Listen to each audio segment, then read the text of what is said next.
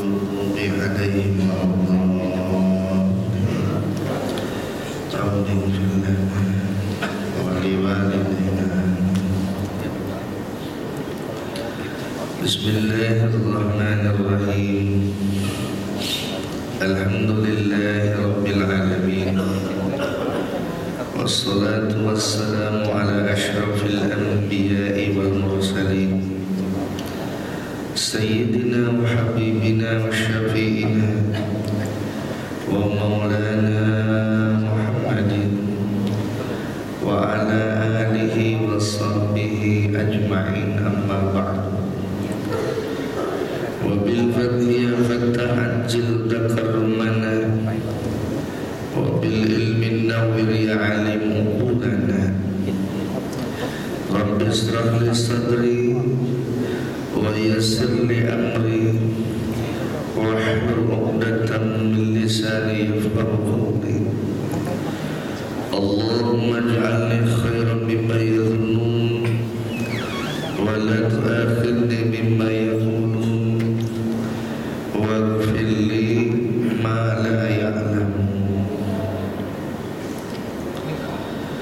قال رسول الله صلى الله عليه وسلم: اغدوا عالما أو متعلما أو مستمعا أو محبا، ولا تكن الخامسة فتهلك.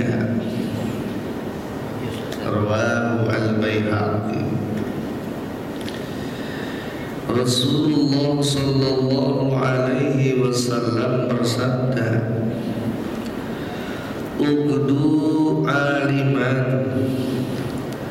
berbagi-bagilah engkau dalam keadaan aliman, menjadi orang yang alim,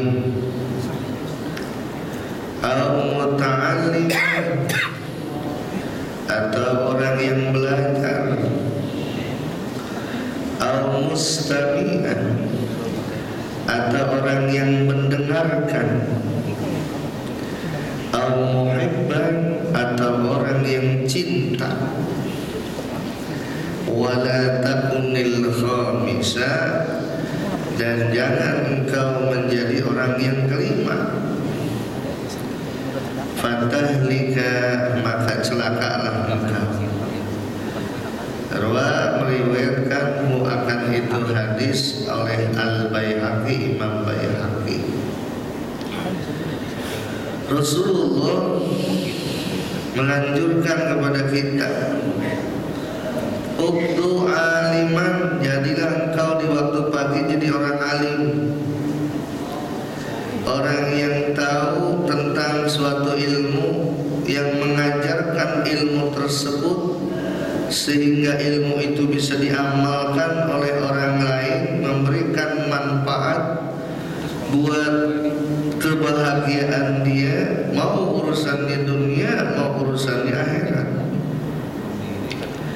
Maka orang alim begitu besar mendapatkan pahala dan kemuliaan di sisi Allah Subhanahu wa ta'ala.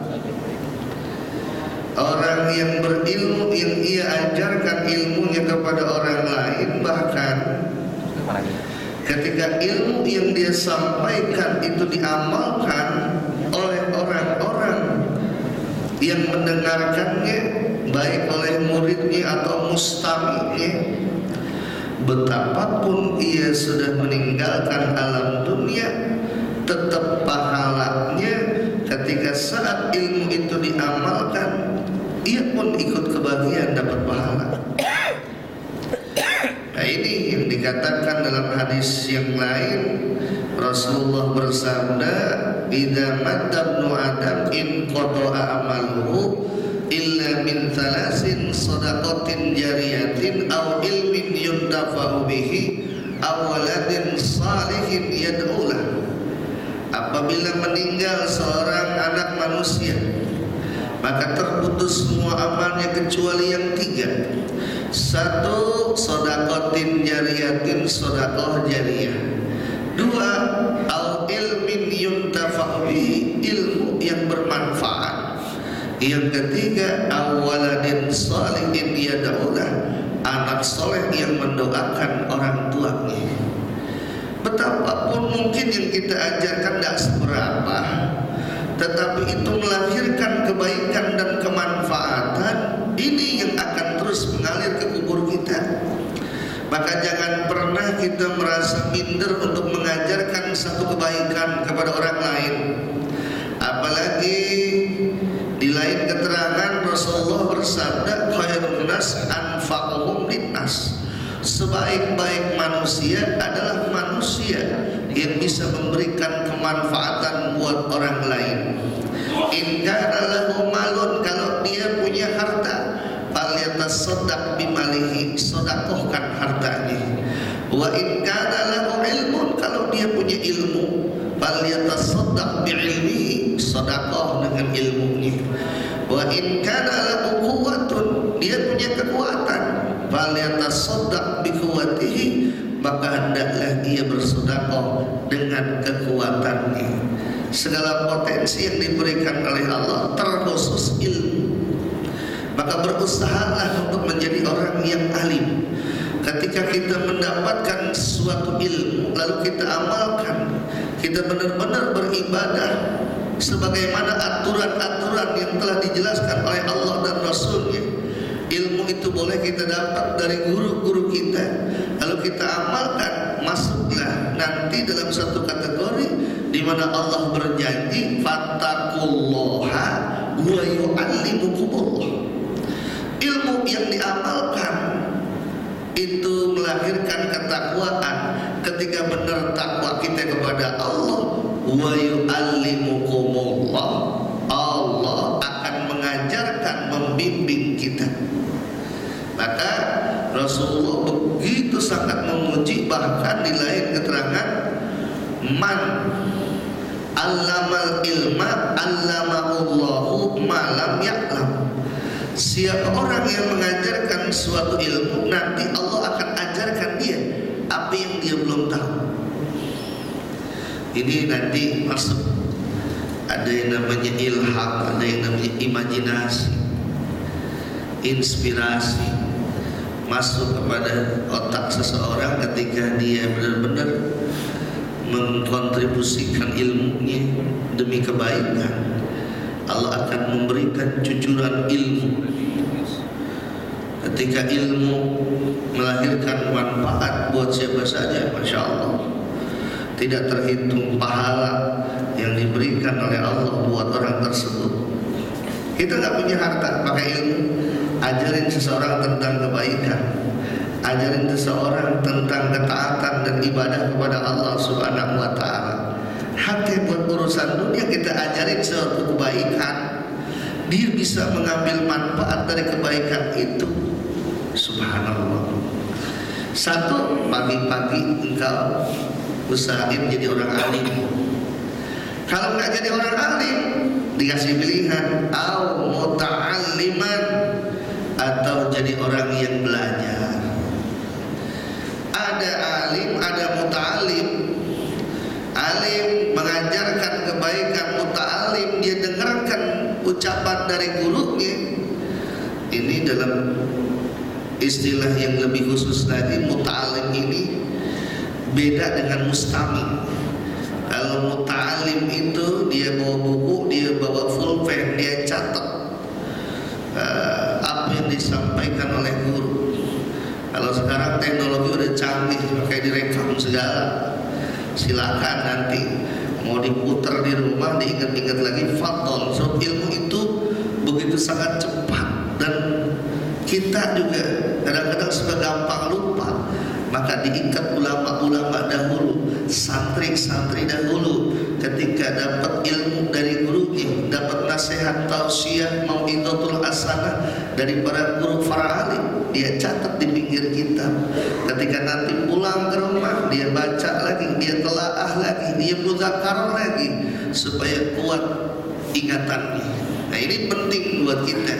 Sebagai seorang muta'alim, tidaklah sah dia disebut seorang muta'alim kecuali dia hadir di tempat itu, dia bawa pulpen, dia bawa kitab, dia bawa buku, dia catat segala ilmu untuk dia amalkan, untuk dia ajarkan buat orang lain.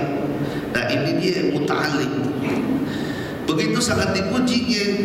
Bahkan Rasulullah SAW bersabda, innal malaikata tadau ajnihataha li talibil ilmi ridhaan bima yatlubu. Sesungguhnya malaikat membeberkan sayapnya buat orang yang menuntut ilmu karena dia ridha dengan apa yang dia tuntut. Maka mumpung kita masih Allah berikan kesempatan, Allah berikan kita luang waktu, Allah berikan kita kekuatan, otak yang masih cerdas, bahkan sebagian ahli pakar-pakar kesehatan, pakar yang meneliti tentang otak. Walaupun kita berusaha semaksimal mungkin, toh ternyata otak yang baru kita isi baru 30% dari memori yang tersedia di dalam otak kita. Oh, anak kecil saja yang umur 7 tahun, umur 9 tahun itu bisa menghafal Al-Quran 30 juz, 6.666 ayat, 114 surah. Dia bisa hafal. Berarti kekuatan otak kita itu begitu sangat kuat, yang sebenarnya bisa kita untuk menghafal. Apalagi ditambah dengan Allah Subhanahu wa taala berfirman, walaqad yassarnal Qur'ana lidzikri. Sungguh kata Allah, kami sudah mudahkan Al-Quran untuk diingat, dihafal. Gampang sebenarnya, tinggal bagaimana ada kemauan kita atau tidak. Di sini ada bahasa, di mana ada kemauan, di situ ada jalan. Maka sepanjang kita mau menuntut ilmu, dan memang menuntut ilmu itu diwajibkan. Utlubul ilma walau bisin, tuntutlah ilmu walaupun ke negeri Cina. Bahkan utlubul ilma minal mahdi ilal lahdi, tuntutlah ilmu dari semenjak engkau dibuai sampai dengan masuk ke liang lahat. Dalam artian terus, nggak ada bahasa batasan kita di dalam menuntut ilmu, apalagi dalam kaitannya dengan ibadah. Ilmu itu jadi penyempurna. Ma la yatawassalu bihi wajibun illa huwa bahwa wajibun. Perkara yang tidak bisa sampai perkara itu kecuali dengan perkara itu. Tidak bisa sempurna sesuatu yang wajib kecuali dengan perkara tersebut. Al-wasilu ila wajibin bahwa wajibun. Yang menyampaikan kita bisa sempurna melaksanakan yang wajib, itu pun jadi wajib. Ilmu diantaranya. Maka jatuh hukum wajib ketika datang panggilan sholat, kita wajib menuntut ilmu tentang sholat. Ketika datang panggilan untuk puasa, kita wajib menuntut ilmu tentang puasa.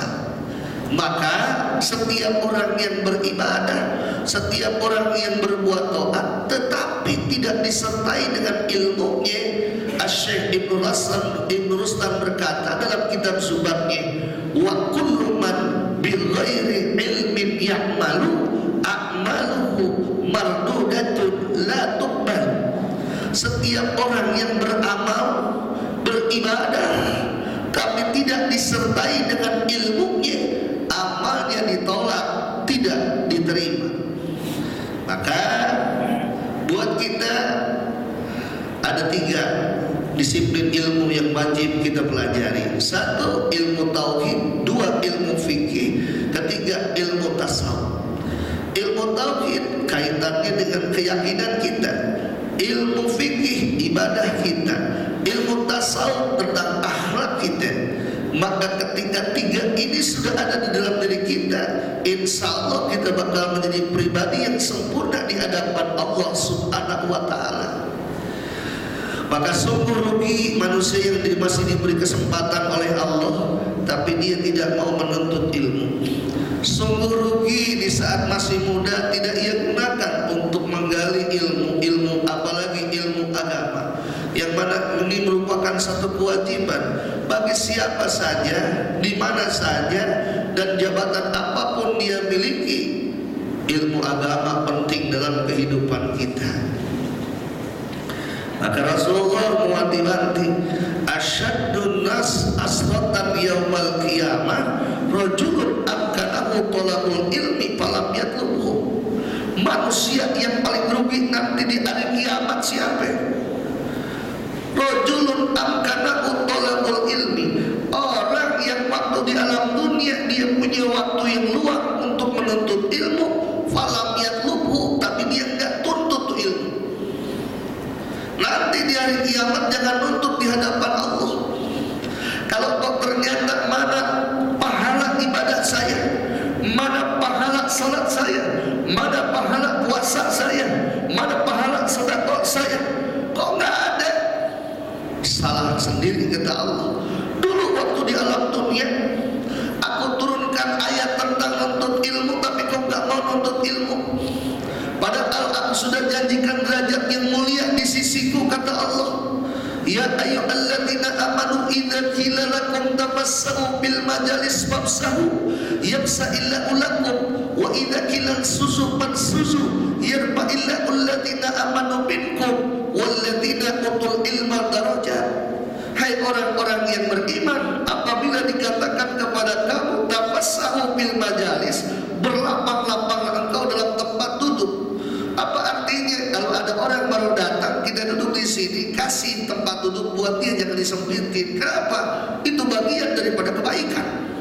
Wa idza qila suzupan suzu, apabila dikatakan berdiri, berdiri, tanda kita menghormat.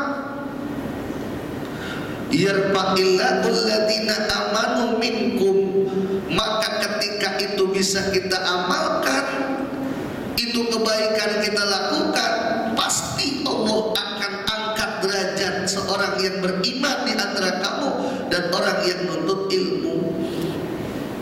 Kenapa ini diceritakan sebelumnya? Sebab mohon maaf, banyak orang yang ingin berbuat kebaikan, tapi dia enggak berbuat kebaikan sebab enggak tahu yang mana yang baik. Banyak orang yang ingin menghindar dari dosa, tapi tetap dia bikin dosa. Kenapa? Enggak tahu yang mana yang dosa. Nanti bakal berasa di hari kiamat. Ketika waktu udah sempit, jangan sini kiamat, hari kiamat, lagi waktu sekarang Allah udah kasih tahu.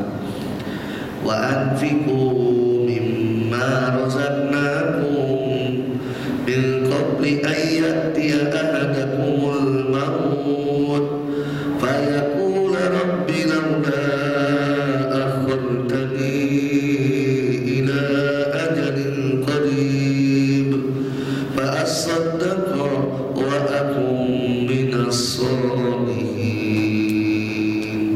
Wa anfiqu, kerahkan apa yang aku berikan kepada kamu sekalian, panjang umur, muda usia, umur yang panjang, sehat walafiat, harta yang ada, pangkat jabatan, pakai buat ibadah.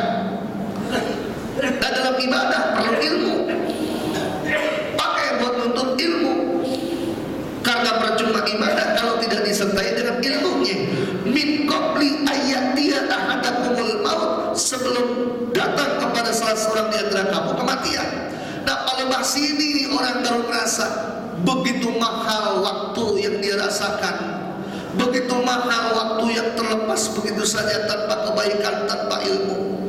Seraya dia memohon kepada Allah, Rabbi laula akhartani ila ajalin qarib.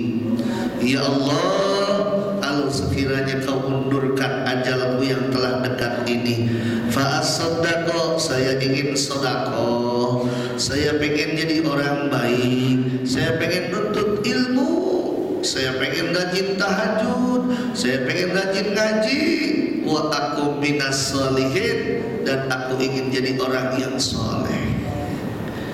Penyesalan tinggal penyesalan. Waktu yang berlalu gak bakal balik lagi, sementara ajal udah tiba.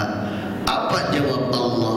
Wala yu'akhirallahu nafsan idza jaa ajaluha wallahu khabir bima ta'malun. Tidak sekali-kali Allah akan mengundurkan ajal seorang manusia kalau sudah tiba waktunya, sementara Dia Maha tahu apa yang kamu lakukan di alam dunia. Miris sekali ketika masih begitu banyak di antara kita yang tidak mengerti tentang ilmu agama, tidak mengerti tentang pentingnya menuntut ilmu. Ini yang kita khawatirkan. Majlis-majlis ilmu kosong daripada jamaah. Padahal 14 abad yang lalu Rasulullah sudah meramalkan, sayati zamanun ala ummati yabirruna minal ulama'i wal fuqaha, akan datang satu zaman kepada umatku mereka kabur dari ulama dan ahli fikih. Bayat talimullahu bi thalathi baliyatin, maka di saat itu Allah akan tegur mereka dengan 3 macam teguran. Ulaha, yang pertama, kalau seandainya umat udah jauh dari ulama dan ahli fikih, jauh dari majlis ilmu, jauh dari majlis taklim, yang pertama, yarfa'ullahul barakata min kasbihim, Allah angkat keberkahan dari hasil usahanya. Kerja dari pagi sampai sore, palak dibikin kaki, kaki dibikin palak siang, banting tulang plus keringat pagi-pagi pulang sore, tapi kosong dari keberkahan. Kenapa? Jauh dari ulama, jauh dari ahli fikih, dia nggak pikirin ini halal ataupun haram, Allah redho atau Allah murka, dia nggak pikirin. Yang penting banyak dapat harta, dia nggak pikirin. Toh nanti kita bakal dimintakan pertanggung jawab di hadapan Allah Subhanahu wa Ta'ala. Bahkan yang masuk ke dalam tubuh kita, kata Rasul, kullu lahmin nabata minal haram pandaru aulabi, setiap daging yang jadi dari barang yang haram, neraka paling suka makan daging. Naudzubillah, subhanallah. Kenapa? Jauh dari ulama dan ahli fikih. Banyak harta bukan tambah-tambah dekat ke Allah, tapi tambah jauh dari Allah. Padahal bahasa kebahagiaan itu diwakilkan oleh bahasa barokah. Walau anda ahlal Qur'an wa taqwa wa fatahna alaihim barakatin minas samai wal ardh. Kalau penduduk satu kampung beriman dan bertakwa, kami akan bukakan keberkahan dari langit. Itu inti dari bahagia. Bahagia yang sejati ketika hidup diberkahi oleh Allah, walau harta gak seberapa, tapi diri hati kita dekat ke Allah, bahagia. Banyak orang udah gak peduli, yang penting banyak duit, yang penting harta banyak, yang penting deposit kita banyak di bank. Tapi apa Allah redho itu semua? Yang kedua, kalau orang udah jauh dari ulama dan ahli fikih, wa yusallitullahu sultanan zaliman, Allah utus pemimpin yang zalim, pemimpin yang gak mau merhatiin rakyatnya, pemimpin yang hanya mau dilayani oleh rakyatnya. Ini naudzubillah, subhanallah. Kalau ini terjadi di negara kita, kalau orang udah jauh dari ulama dan ahli fikih, kalau kita udah punya pemimpin yang zalim, jangan dulu salahin siapa-siapa, evaluasi diri. Ini umat masih dekat gak ulama? Itu jawabannya. Yang ketiga, wa yakhrujuna minad dunya bighairi iman.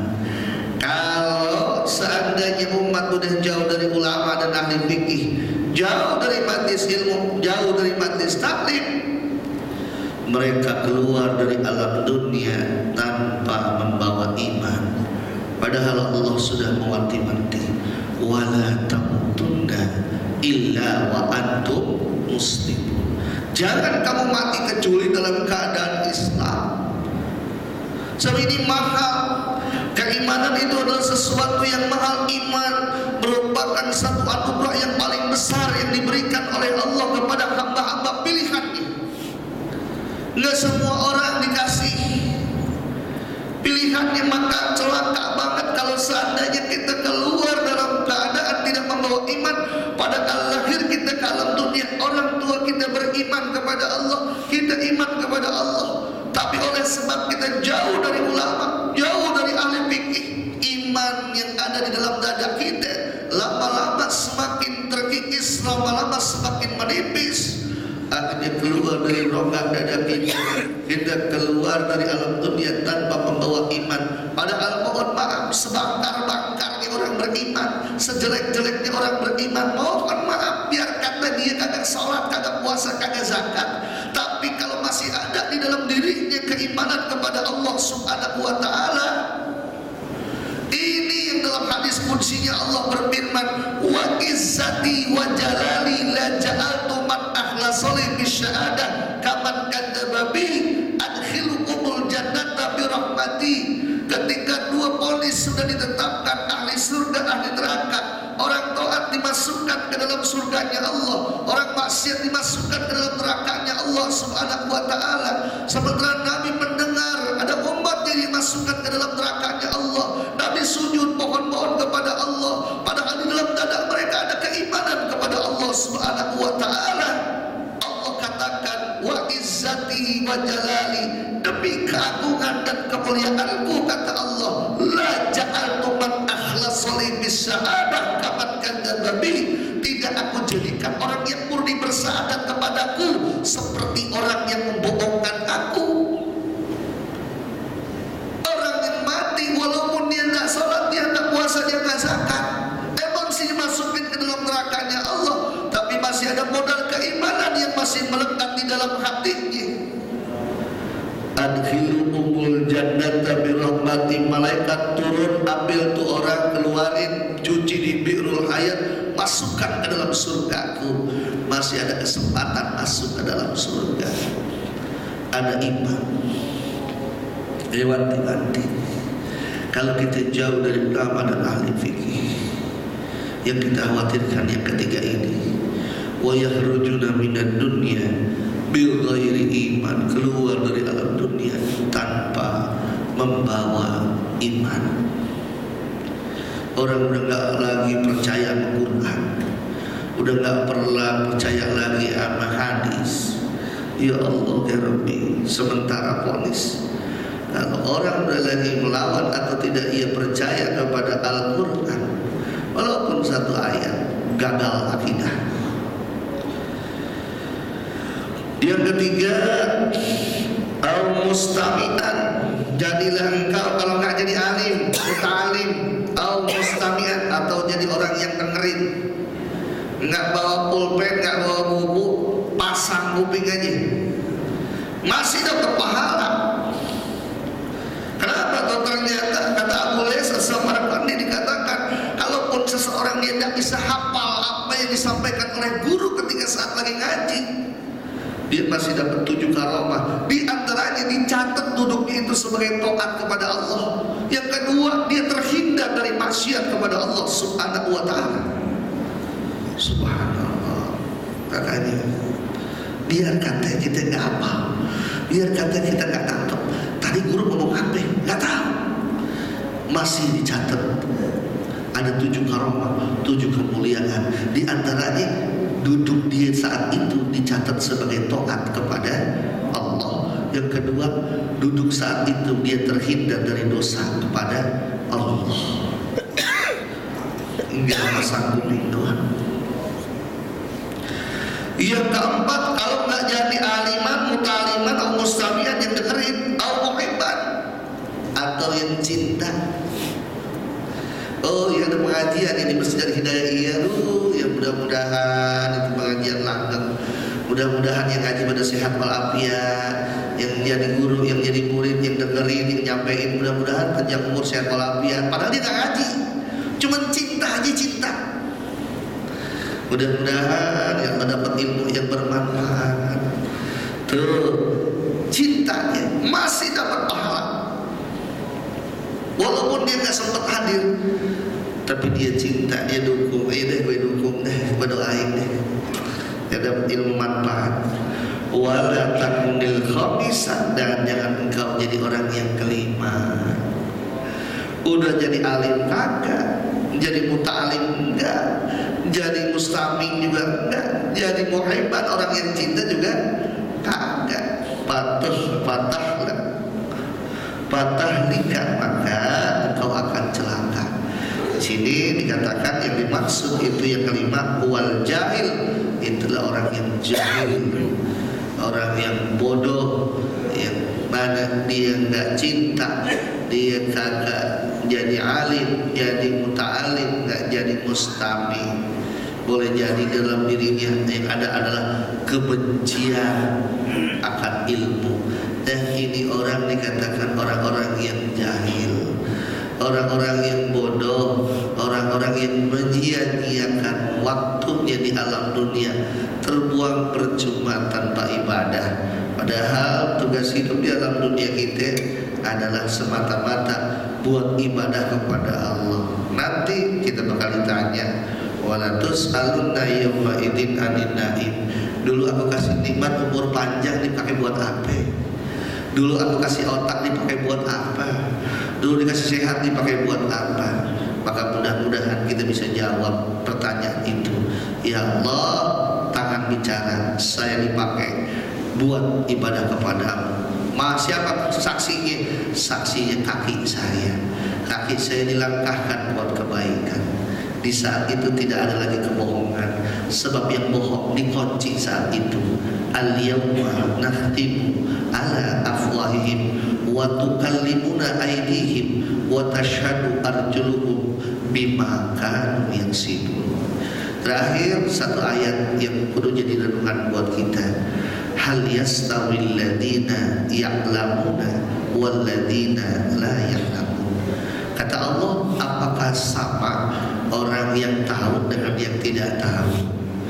Ini istifham inkari yang jawabannya adalah lawan dari bahasa semulanya. Kalau pertanyaannya apakah sama, berarti jawabannya adalah tidak sama. Tidak sama antara orang yang ngaji dengan yang tidak ngaji. Tidak sama antara orang yang tahu dengan orang yang tidak tahu. Tidak sama antara orang yang beriman dengan orang yang tidak beriman. Ilmu melahirkan kemudahan. Ilmu melahirkan mahabbah, kecintaan kita kepada Allah dan Rasulnya, juga cinta kepada saudara-saudara kita seiman sekeyakinan, bahkan cinta kita kepada hubul basyariyah dari sisi kemanusiaan. Ilmu melahirkan khasyah, takut kita kepada Allah Subhanahu wa taala.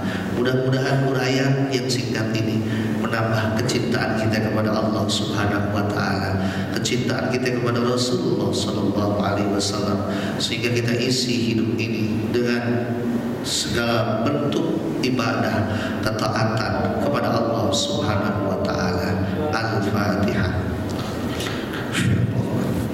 Bismillahirrahmanirrahim. Alhamdulillahirabbil alamin arrahmanir rahim maliki yaumiddin. Iyyaka na'budu wa iyyaka nasta'in. Ihdinas siratal mustaqim. Shiratal ladzina an'amta 'alaihim ghairil maghdubi 'alaihim waladdallin. Astaghfirullahaladzim. Alhamdulillah ya Allah ya Maulana ya Ma'bud. Bismillahirrahmanirrahim. Alhamdulillahirabbil alamin. Allahumma shalli ala sayyidina Muhammadin wa ala alihi washabbihi ajmain. Ya Allah, ya Tuhan kami, ampuni dosa-dosa kami, ampuni dosa kedua orang tua kami, ampuni dosa guru-guru kami, ampuni juga dosa sahabat-sahabat kami, ampuni dosa orang yang mencintai dan menyayangi kami, ampuni juga dosa orang yang membenci dan menzalimi kami, ampuni juga orang yang pernah kami zalimi.